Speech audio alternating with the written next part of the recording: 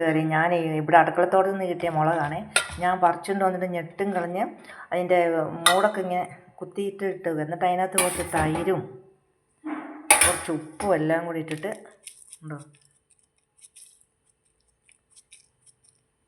ഉപ്പ് എല്ലാം കൂടി ഇട്ടിട്ട് നമുക്ക് വേവിക്കണം. വേവിച്ചിട്ട് അത് ഉണങ്ങിക്കഴിയുമ്പോൾ നമ്മൾ കൊണ്ടാട്ടം പോലെ നമുക്ക് ചോറിന് കൂട്ടാൻ നല്ലതാണ്. തൈര് കൂട്ടി ഉണങ്ങുകയാണെങ്കിൽ നല്ലതാണ്. തൈര് കൂട്ടി ഉണങ്ങുകയാണെങ്കിൽ ഒരു പ്രത്യേക ടേസ്റ്റ് ഉണ്ടാവും.